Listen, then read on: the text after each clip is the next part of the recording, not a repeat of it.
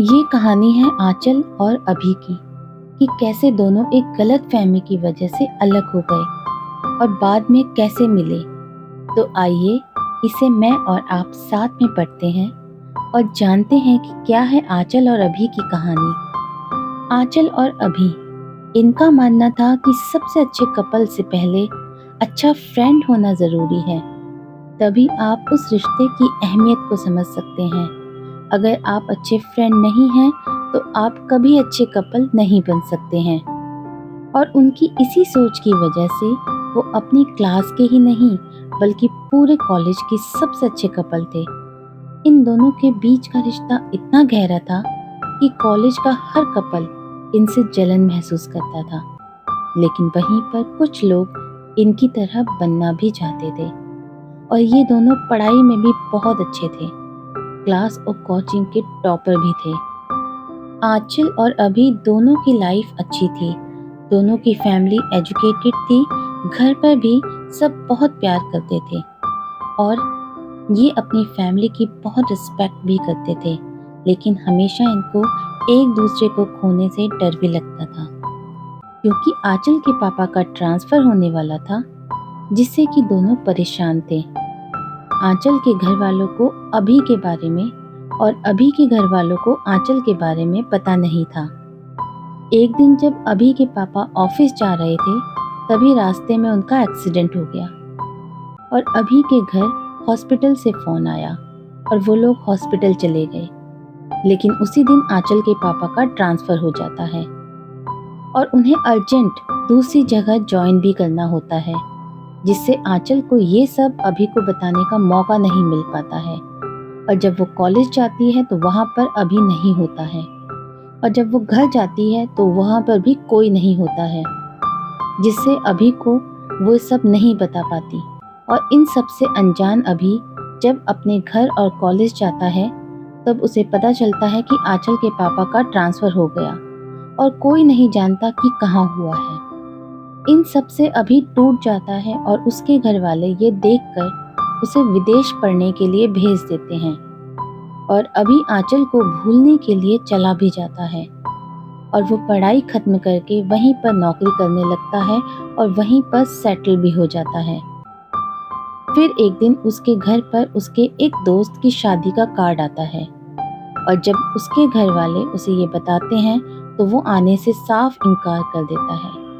लेकिन बाद में वो अपनी फैमिली के रिक्वेस्ट पर आता है, क्योंकि वो 8 साल से घर नहीं आया था। वो शादी में जाता है लेकिन वो किसी को पहचान नहीं रहा था। तब उसके एक दोस्त ने उससे सबका परिचय कराया और सब एक साथ पार्टी एंजॉय करने लगे। तभी अचानक उसकी नज़र कोने में खड़ी एक लड़की पर जाती है, जो कि बहुत ही सुंदर थी। और अभी अपने एक दोस्त से पूछता है कि ये कौन है, तो उसके दोस्त ने कहा कि ये आंचल है। इतना सुनते ही अभी की खुशी का ठिकाना ही नहीं रहा। लेकिन फिर उसे याद आता है कि वो पिछले 8 साल से बाहर था और इस बीच न जाने क्या क्या हुआ हो, शायद उसकी शादी भी हो गई हो। फिर वो कांपते हुए पैरों से आंचल की तरफ कदम बढ़ाता है और उसके पास जाता है और फिर उससे कहता है, हाय आंचल। मन में ये सोचते हुए कि शायद उसकी शादी ना हो गई हो, सॉरी, मैं आपको नहीं जानती, आई एम अभी।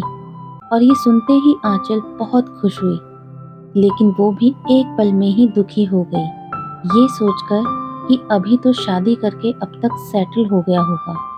हाय, कैसे हो? मैं तो ठीक हूँ, तुम बताओ। मैं भी ठीक हूँ, तुम यहाँ कैसे? शायद तुम भूल रही हो कि वो मेरा भी दोस्त है। सॉरी, मेरा मतलब तुम तो इंडिया में नहीं रहते हो ना? हाँ, लेकिन शादी के लिए आया हूँ। अच्छा, तुम्हारे हस्बैंड कहाँ हैं? डरते हुए कि कहीं उसकी शादी ना हो गई हो और वो अपने हस्बैंड से परिचय न करा दे। हे, मेरा कोई हस्बैंड नहीं है और मेरी अभी तक शादी भी नहीं हुई है। अभी की जान में जान आ गई और वो बहुत खुश हो गया और खुशी के मारे कुछ बोल भी नहीं पाया। और तुम्हारी वाइफ कहाँ है? डरते हुए, मेरी भी अभी तक शादी नहीं हुई है। कोई गर्लफ्रेंड है? खुश होते हुए, हाँ।